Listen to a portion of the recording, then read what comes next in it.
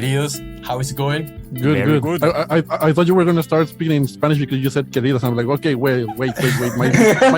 My brain needs to switch from Spanish to English. Like, wait. Yeah, I know. But like the word darling in English is not as fun as queridos in Spanish. Querido is like, I don't know, it has more heart than darling. More darling bonding. more maybe bonding, and darling is too cheesy, too, I don't know, it's too corny. Dears. It's the Latin power, bro. Yeah, there is something about the Spanish part of querido that is very sweet. So, well, today, guys, we have a very special guest. We have SoundCloud's account manager, Jamie Dee Hart. She manages over 300 of the highest earning artists and labels for SoundCloud Repost, which is the company's distribution division. She also has a very strong publishing experience as she worked as publishing manager at a couple of companies managing digital rights for different labels, publishers, and music libraries. As of today, Jamie is also an experienced consultant for independent artists and creators, advising on anything related with release strategy, royalty collection, branding, content, and social media strategy. She also is the manager for electronic music producer Quaresma, who brings together chilled electronic acoustic music with some drum grooves for you guys to go and check it out and give it some love. And queridos, round of applause for Jamie Dee Hart. Thank you so much.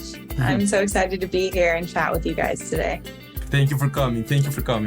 And the honor is absolutely ours. And just to kick in, Jamie, we would like to ask you, tell us a little bit about what you do as an account manager for creators at SoundCloud. Yeah, definitely.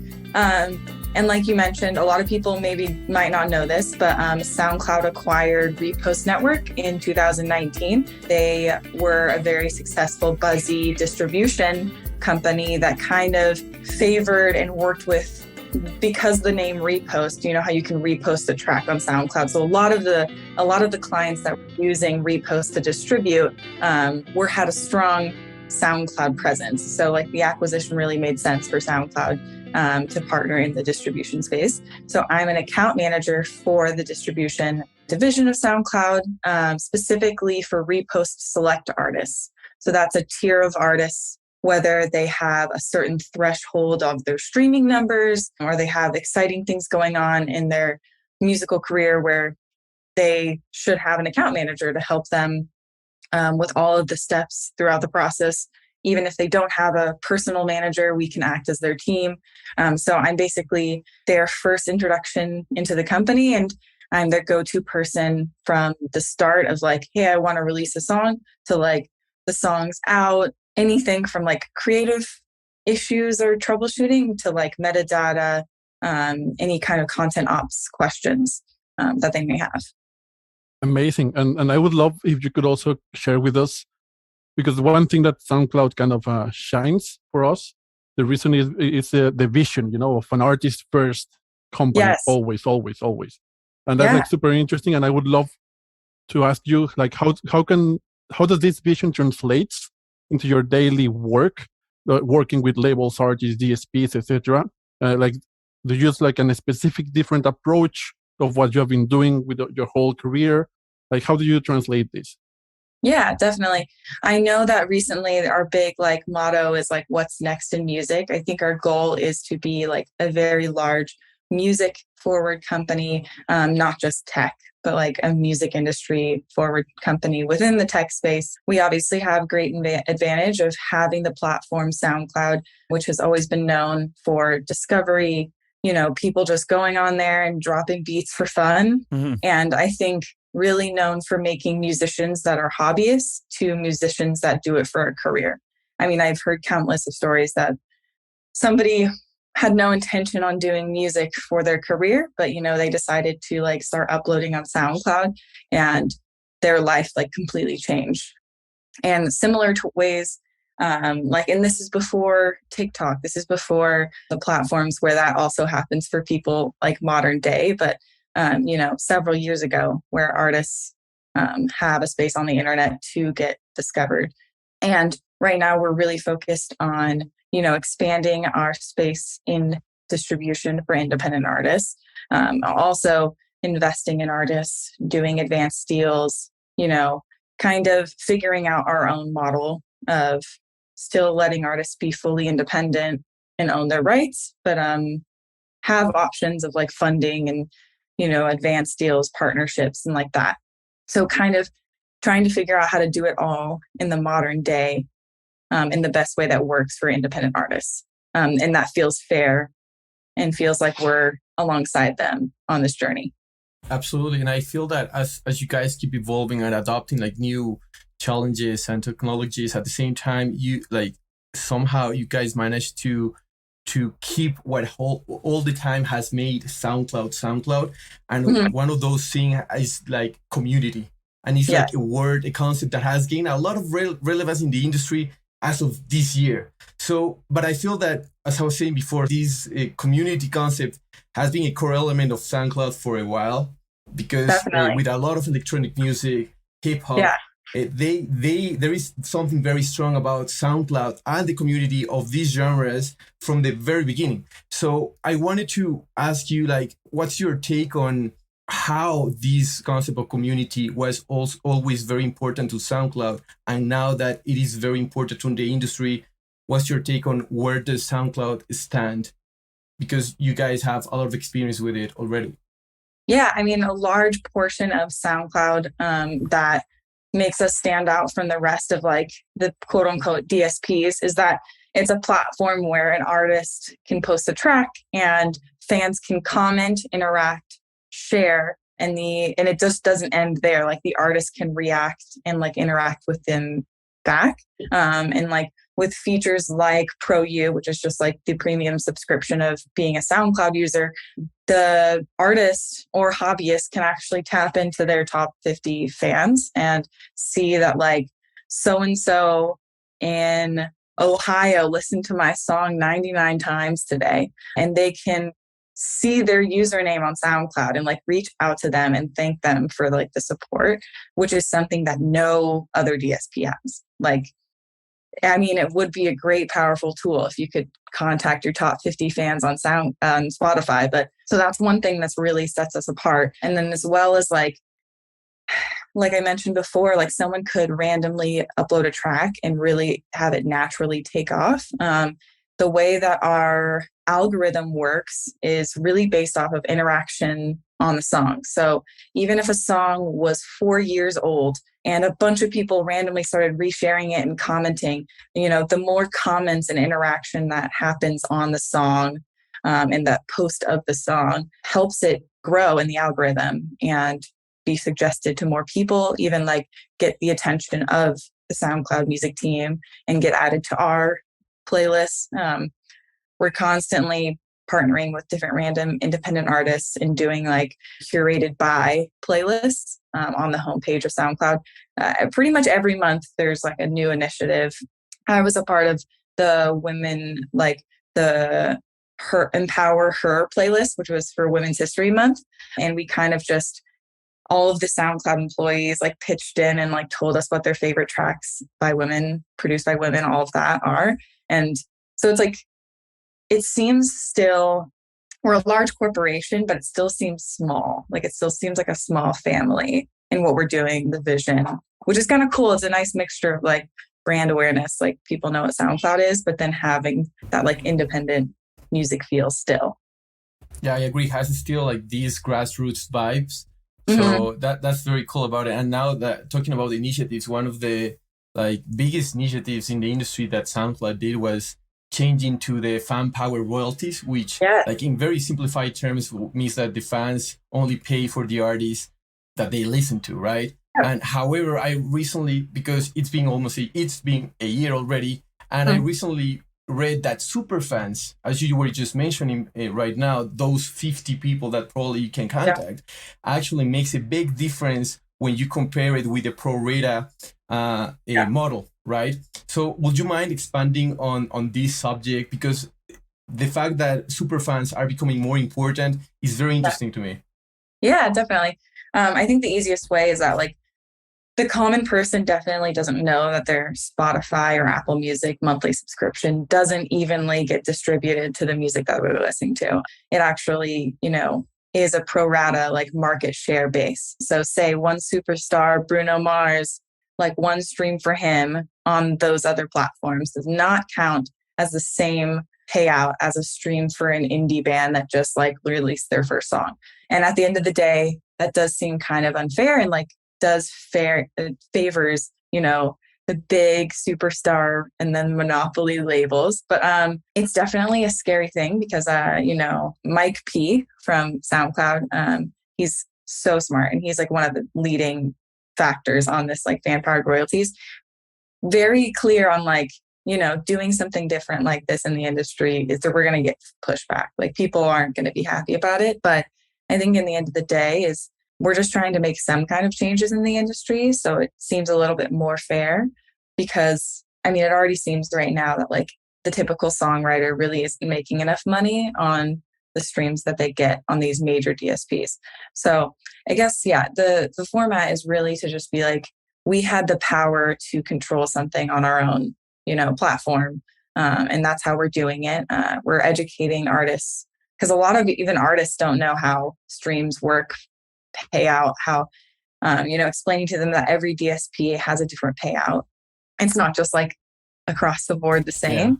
Yeah. And so the idea is that also educating the artists more and giving them more power in knowing like what their music deserves and like how they can be paid out more fairly. And so that's kind of the start of fan-powered royalties. And yeah, I think it would be out, I think it launched last April. So it's only been like a little bit over a year. So who knows? And I know that we just announced the exciting partnership with Warner. So I think that's a really big step in the right direction. And I know that we're going to continually like release data and statistics about like our findings on the royalty model that is FBR. But yeah. Yeah, and I think that like this partnership that you guys just did with Warner like actually proves what you guys are doing is right. And because of proving the value of fandom. Because one of the numbers that I was reading the other day because of a media article that I was reading is that super fans in SoundCloud are constituting like 2%, only 2% of an audience for an artist can represent 42% of their total income. That's crazy. Yeah. And it's crazy. I mean, and it's even more crazy because there are like 17-year-olds, like 15-year-olds, like making music and uploading on SoundCloud and like monetizing it because they're, you know, making their own beats and everything. And like, that's kind of, that's life-changing. And if they, let's just say, for example, they didn't decide to distribute to all platforms, but like could make a bunch of money off of their fan-powered royalties just on SoundCloud, you know, that can change, you know, the beginning of an artist's career. I feel it like it's super important also, like you were saying, to educate artists, you know, in terms of how they can get the most out of their own music, you know, even like releasing, like, as you said, like 15-year-old kids releasing it on SoundCloud only or focusing on all the DSPs. I feel that sometimes most artists, like the path that they choose is like they just look for a way to distribute their music. They don't mind like which company, which platform, they just do it. And then they realize, oh, I'm actually earning money from this, but they don't know from where it comes. Yep. And then once they realize that there's a whole new world about it, then they start like kind of making research about, okay, should I sign with a PRO? What is a PRO? What are publishing? What are formats? What are mechanics? Like it's a whole new world for them. And like I would like to ask for your opinion about when should an artist in all this process of his career growing should start associating with to get associated with a PRO, like at the very beginning, at the mid, or like what are the main like indicators that an artist should focus on to be like, okay, I think I'm ready to sign a deal with them. Yeah, definitely. I mean, I think for me, I probably am really, I have an aggressive opinion to just do it all from the start, just because it gets messy and confusing if you try and do it after you've, let's say, for example, released a couple songs, or if you're especially like a writer and you've written a ton, you really just need to know your PRO and like the IPI number, because that's going to be crucial from the start. Now, of course, a lot of people are like, well, I'm probably not going to make money from it at the start, but like that's totally fine. It's more just organization of metadata and like your catalog information that's crucial. That's really the most important part. Sorry, my cat is consistently meowing. No worries. He has a lot of things to say about PR. But Next I on the think podcast. that, yes, I think that because now on the internet, information is so accessible. Like, I think that an artist should really, I mean, of course, hopefully they have friends around them and other artists that they can ask too. Like, I always recommend, like, if an artist is like looking at a sync licensing company or like trying to find X company, I'm always like, like ask your friends who might already be signed to a publisher or signed anywhere. Like, what are their experiences? Like, I definitely think that word of mouth is great. And then, the resources online, like, I really love every type of piece of content that Song Trust creates for artists. Their LinkedIn is fire. Their Instagram's great. I think they do like weekly free webinars on publishing. Like, that's stuff that like I know that artists need. And so they just need to be told that and like know where to go. But yeah, from the start, knowing your IPI and registering songs that you are a contributor on is very important. And I know it's like a kind of a hard conversation to have when you're like in a session, especially if you're in your first sessions, you like don't know, how do I bring up like, so it's complicated, but over communication is probably the best bet. Absolutely. And Jamie, like, I think we all agree here in the podcast as well that every artist should like sign up as soon as possible with a PRO. And in theory, they are like all kind of the same. They're going to collect your publishing royalties, but in reality, they are different. Like you have like BMI, ASCAP. So what are some key questions you think artists should ask themselves to like see which PRO is better for them, if there are any? Yeah, definitely. I know that ASCAP and BMI are pretty active on their social media pages about like different random opportunities. So I think that that's when you're at the early stages and when like you're not really making a lot of income from the PRO, I think you should look like what kind of opportunities they can give you and like what kind of like songwriting camps, random mentor sessions, like all of that. I think that that's where the value is. Because like you said, at the end of the day, their job of collecting that kind of royalty, like the performance royalty, is pretty much the same. And then I would also always lead with like, if you have a personal connection, like I have people both at like ASCAP and BMI that I love a lot and CSAC. So like, it's kind of, however you can get your foot in the door in a way that you feel like you're going to be taken care of and also have opportunities come by. And one of the things that, or another topic that is rising in the industry is metadata. Yeah. And it's something that has been very underestimated in the industry. And there are already many initiatives that are trying to solve this across the industry. And however, they still feel all very independent efforts, right? And they like either rely on only one organization, one company, or one person. But it feels like, in my opinion, has to be something that has to be a movement coming from the whole industry, like from DSPs, artists, teams, labels, everyone, because otherwise it could be too much of a weight for only one person. So, and in your opinion, what are like the most important elements in the industry that the industry overlooks when it comes to metadata? But if we will put a little bit more of effort, it will absolutely make a difference. Yeah. I mean, so with the several artists that I've worked on, like they're independent, they're not signed with a publisher, definitely starting with an Excel sheet that lays out any information from the master pub catalog side. So like, listing any of your songs that you wrote and then released, have all of the ISRC, UPC, date released, information like that, all in a sheet. And obviously make sure that you're entering all that information correctly when you submit your song for release. Having all the information in one place is very important because any opportunity could come by as an artist.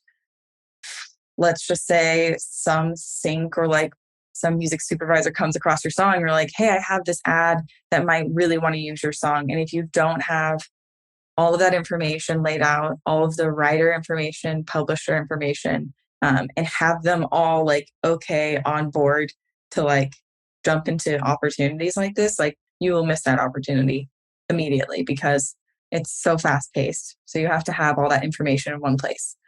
I there are like larger companies that obviously can organize that information for you. But I mean, like I said, I just have like a Google Excel sheet template that I like give artists, and that's like a good place to start. And then also it's a lot easier if and when other people come in and out of your team. Let's say you had a manager at one point that set up the releases. You are in the driver's seat. Like you have the power and you have the information of your own music, because it can get really messy for artists that, released things with several labels previously, done remixes, and like they don't have any of that information just because it's not something that they're used to. Like, and they have to scour their email, and hopefully there's the agreement that they signed for that remix. So definitely being in control of all of your information. And yeah, just that is crucial for like the beginning steps, even for like super beginning songwriters. And then, yeah, kind of laying out like what companies pay out what royalties. And I know it can kind of be kind of crazy and hard. Companies like Songtrust have made it a little bit easier, so you don't have to register with each individual company. When I first started doing music publishing, we were registering with Harry Fox. We were registering with Music Reports. All of these like smaller companies individually, and like you said, that's too much for like an artist to manage. Like unless they have like a best friend who's like being their manager that also is very good at admin work and does it all for free. Like, I don't know. I mean, if you have a good situation like that, and that's great. But at the end of the day, it is less complicated if you just like go to an admin company that can like do it for you, because then you're collected on all the like mechanical royalties front. And then, they also help you collect for like your publishing for things like this, the specialized DSPs like Peloton. So like your song gets played on Peloton, like your sound recording money will go through your distributor, your label or whatever, but the publishing money has to be collected also. That's the confusing thing. It's like there's so many pies, like, and they all have to be collected in different areas. And then the other company that I wanted to know is definitely Sound Exchange. It gets a little bit confusing because a lot of times the master sound recording side of Sound Exchange is collected from your distributor or your label, because it's just looped in as like a DSP that you deliver to. But there's an artist portion that several people don't even know that they're allocated to collect from. And that's even so like producers that have like a point or so can collect featured artists. Like, yeah, there's a lot of information out there, and it's very overwhelming for the independent artists. Passing, let's say, to the editorial side, to place the playlist placement strategies for artists, I would like to know your opinion regarding what are the most important elements to take in consideration when doing a playlist pitch. Does the importance of these elements change from platform to platform?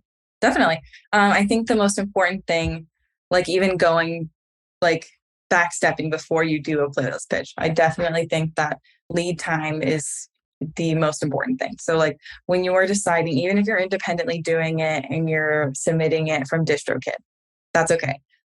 Lead time is very important.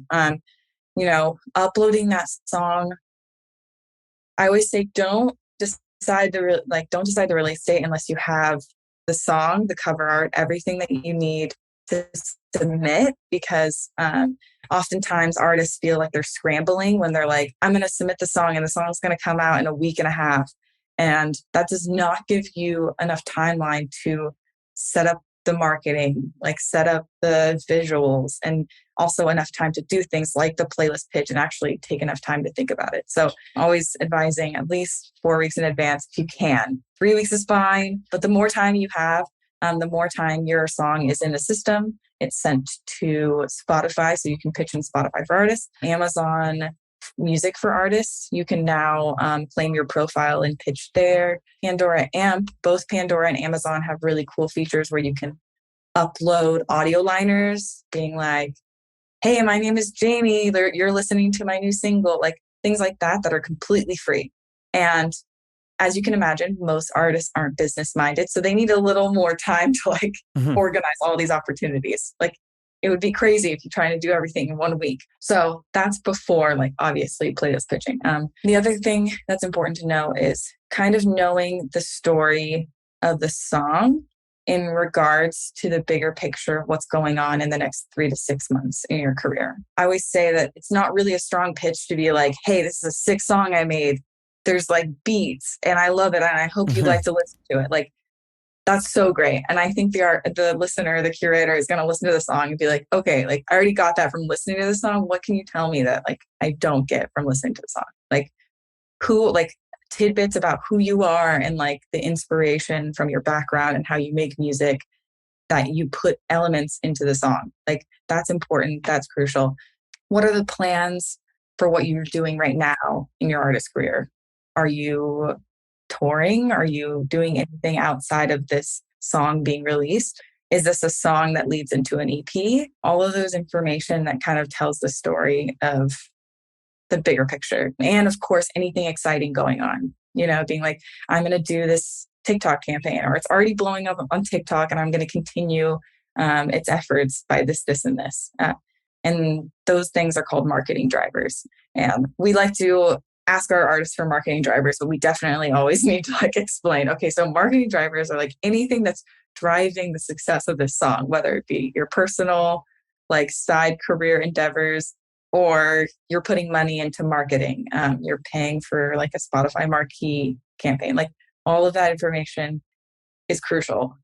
And the one struggle with that though is that Spotify pitch is like limited to characters. So you also have to be very crafty and hopefully deliver all of that information in a tight, compact little paragraph. But yeah, I guess that would be my... And you know, one of the things that like every aspect that you just mentioned is like crucial for a pitch, but one of the things that artists have to also like I've seen that struggle a little bit because they have the song ready and they just want to release it like right away. It's ready. Okay, let's go. But it's like there is no need for a rush because all these other things that you just mentioned, they take time. And it's not just about a week or 2 weeks, but some of them is about planning, I don't know, a tour or planning a collaboration with another artist or planning, I don't know, a press release with Wants to Watch or whatever it is. That takes time. That planning, that marketing is also very important because your song is good. Your song, like all the work that you put in for months or for a couple of months, that needs to get to many years, and as much work as you put as well in the marketing side is going to reach more people in the best way possible, the right people as well. Yeah, definitely. That's what I say. I'm like, you spent all of this time, heart, energy, soul into creating this masterpiece that is so important to you and so personal. Like, I need you to take that. Like, I need to take that percentage and also put that into like marketing the song. Yeah.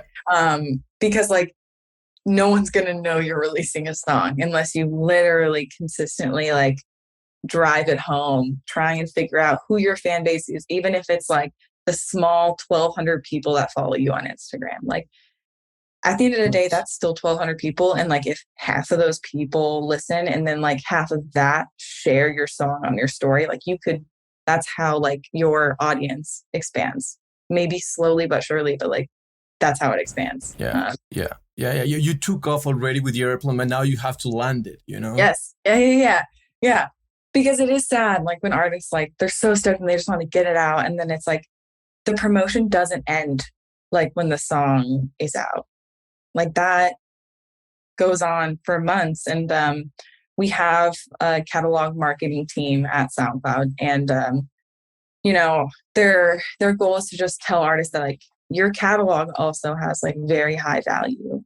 Some crazy high percentage, I think it's like 72 or 73, and it might have gone up since then, is all listening is catalog. So it's not people listening consistently to the new songs that are on their like release radar. It's actually like the songs that they're obsessed with, the playlists that they make, the artists that they just go to and click shuffle. Like I do that. Like I swear, sometimes I'm like, I want to listen to Tom Misch. Like I don't care what it is. I'll just go to his profile and click shuffle. I'm like, this is it. Yeah. So different best practices like that like, yeah, it doesn't end when the song is out finally on that Friday night.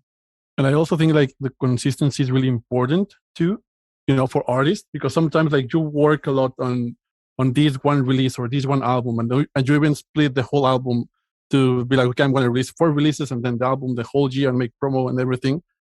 And maybe the first one didn't get like any playlisting. The second one maybe didn't also. Maybe the third one, maybe not even the first album, maybe the second album will do, because I feel sometimes artists are like facing this kind of, like, I don't know, they feel dismotivated when they don't see results straight away, because they're like, I've been working for this album for years, literally. And like my numbers are not rising, but maybe they're not rising the way that they wanted to, but they are still like going up, and you can see the curve. Just like at least as long as the curve doesn't fall to 0, keep on doing it, because eventually you are going to actually like just boom, catapult. Yeah, it's the 1% accumulation. Yeah. No, and in the world that like you could be consistently posting on TikTok every day, and all it takes is one video. Yeah. Like, that's insane. Like I've like witnessed that. A really good friend of mine, Alexa Capelli, she's great music. I always knew that she was like going somewhere. I like told my friends, like, she's great. She performs live and it's like amazing. And she's great. She's like managed by her brother and I think co-managed by someone else right now. But her consistency and like drive on like making content and posting on TikTok, like, and writing good songs, like I was like, she's gonna do it. And like this one song that she just finally released with Arista Records, she got signed because of like a TikTok video that blew up. And also the song's really good. So like, I believe that like if you're creating the good art and then like actually putting it out there, like someone will find it. Like it's just consistency. That's definitely what he mentioned. Like consistency, like not ever having like a lull where you're not doing anything. It doesn't have to be always new releases on Spotify and Apple and all of that, but like something going on. At least you're like creating new videos on Instagram. It's always like about discovery. Like you need to be out there, which I know is exhausting. And I've seen all the memes being like, my label keeps making me make TikToks and I'm crying. Like that's real. And that's also funny because like some kid in the bedroom can make TikToks and then like somebody who's a signed label artist is like, this is terrible. But the difference is I think the drive is like these kids, also young adults, that's all, like this is what they want to do. This is their dream. So they have the drive to just keep making videos. Like even if they're like silly, idiotic, embarrassing, like they're like, this is what it is now. Following, let's say, a topic, as an account manager, you advise artists on release strategies and how to make most rollout as an independent artist. In today's streaming environment, some say it's better to release singles instead of albums. So there's always something to be released, and the algorithm will reward these consistent releases. So in your opinion, what are the pros of releasing albums and the pros of releasing singles? And what are the questions indie artists should be asking themselves so that they have a strategy that fits them and that at the same time is the most effective one? Definitely. I think that the answer also is different for any type of artist and their fan base. So like, let's say it's an artist that like has like a couple hundred people that knows they do music, but like they don't have like a huge fan base. And I do believe that like singles are the way to slowly, gradually build that fan base, giving one piece of content at a time that you're marketing rather than I'm about to release an album where it kind of divides all of the consumption by a ton. But I definitely think there is value in having an end goal project because like I said, DSPs, fans, like we want to know like the bigger picture. We don't want it to just be like single. Like I think there's like huge value in that. The artist that I manage, Charisma, over the past 4 years have been working on his EP project where it's consisting of 4 EPs. It's called the Compass Project. So he released North, East, West, and now he's going to release South later this year. Nice. And so throughout that whole process, he was doing singles that ended up on EPs, but then also doing standalone singles, remixes, collaborations, like, and it's worked for him. Like I think, and by now there are people that are waiting for South. So throughout the years of him just consistently releasing, you get to a point where like the artists, like the fans want like a project. They want like, they don't just want like, oh, the next new song. So I think it's like, it's depending on like also what's happening creatively, like with the artist. So I think that should be a deciding factor. I don't think it should just be like the industry says, release singles, pitch them, and maybe they'll get on playlists. Like if it's important to you and your story, and like if a project of music is together for a reason, then like release an EP, release an album, create content that explains that. I think that that's powerful too. I mean, just dropping an album and not explaining why this is an album, like why is this an album? Why is this song in this album? Like that's where I think it loses people. But if there's enough like lead time, backstory, development, videos, live streams, like random things that engage the fan, then it's like an album could be great. Like it'd be great to share with the world. Yeah, absolutely. And like I think that there are also like many kind of strategies that artists can implement today. Like this is the time for that. As you just said, like Quaresma did that with, and adding a little bit more of concept with it actually resonates with people, So I remember one artist that I follow is like kind of R&B and jazzy music. His name is, I have it here open, Ogranja. For a whole year, he said, I'm going to release a song every week. Yeah. And that was his project, and he committed to it. And it's not that every artist has to do it, but like that was his commitment, and that was the story that he wanted to start sharing with everybody. And each of his songs like is being actually doing pretty good, and he's started to have a lot of press, a lot of attention because of his initiative of wanting to release a song every week for a whole year. Yeah, that's insane. I do know artists who are doing that, and that's like, more power to them. And like you said, I think what at the end of the day, what's important is like what the story they want to tell. So like if it is important to like not like prove, but like show to the world, like, hey, I can like create new music like every week and release it to you all. Like that's so great. And then like my inner account manager who has to tell everyone the best practices, I'm like, maybe just like space it out like once every 2 weeks. At least pitch it in Spotify for artists and enough time. Like that's my like analytical brain coming into play. But like at the end of the day, they're creatives. Like that's what they want to do. Like they want to create new ways to do this. Otherwise it gets boring and old and like it's the same thing, So I think that's still exciting. But I think that mentality also offsets with the creative side, because artists are not like aware of that side, and they want to do like a little bit rush everything, and they don't have like this business mentality that if they don't consider certain aspects of the business, probably the release is not going to be considered as how the whole industry is working right now, right? Yeah, definitely. And then also I feel that it's super important. Well, Jorge froze. Jorge froze. In a very funny we should take moment. A screenshot of this and then post it on social media. Maybe this is the way to go viral, dude.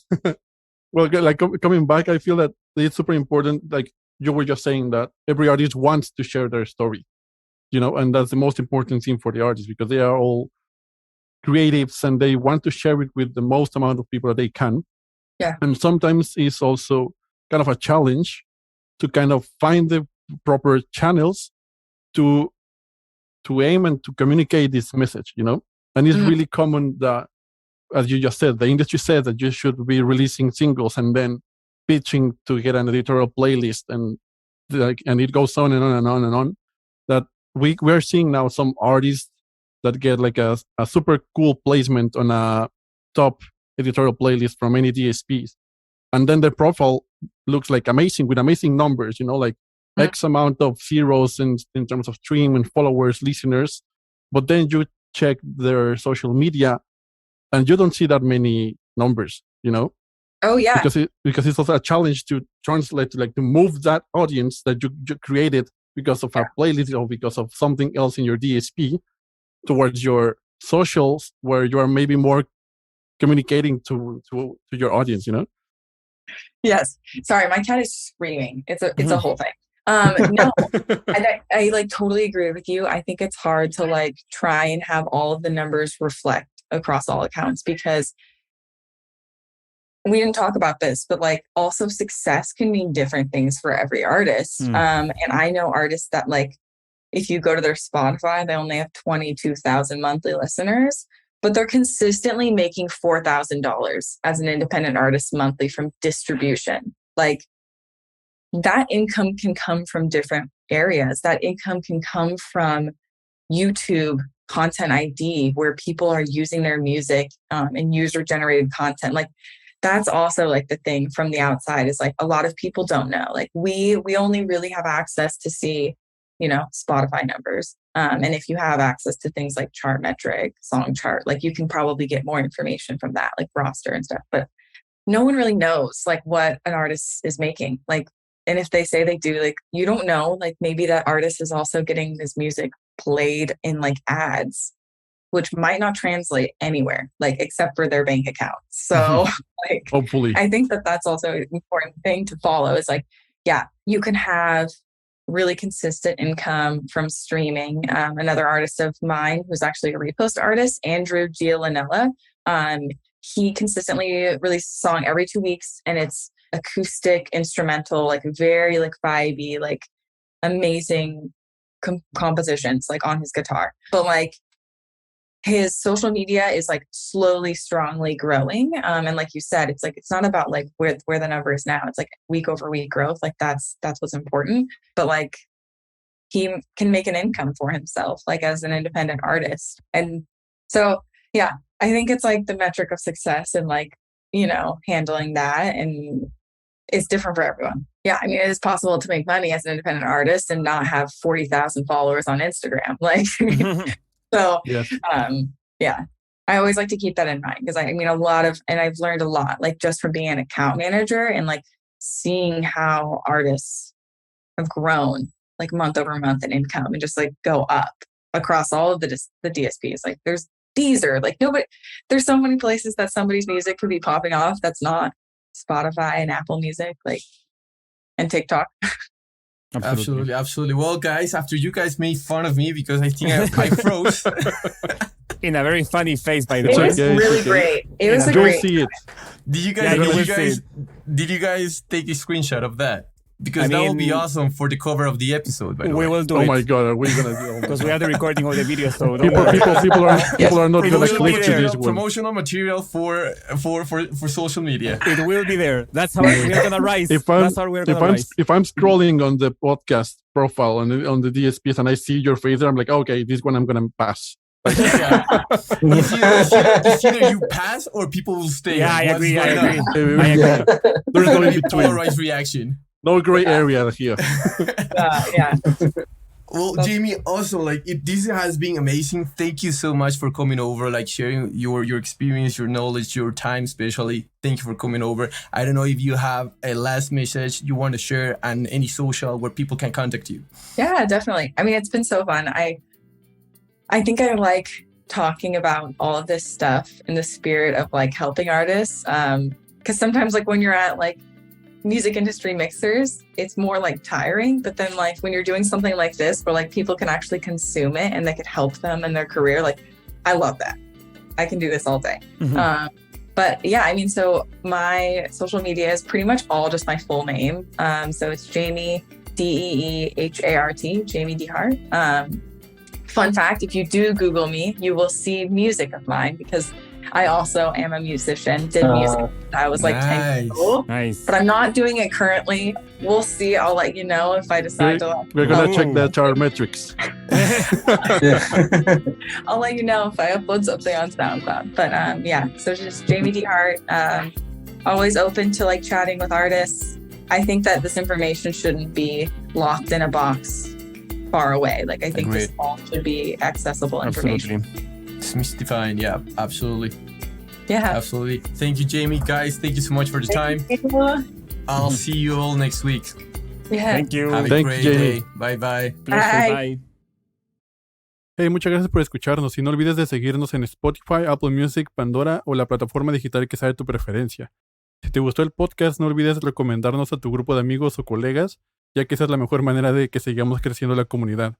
También nos puedes encontrar en Instagram, Facebook y YouTube como 8000 kilómetros podcast. Cualquier comentario, duda o sugerencia es más que bienvenida y nos vemos en el siguiente episodio.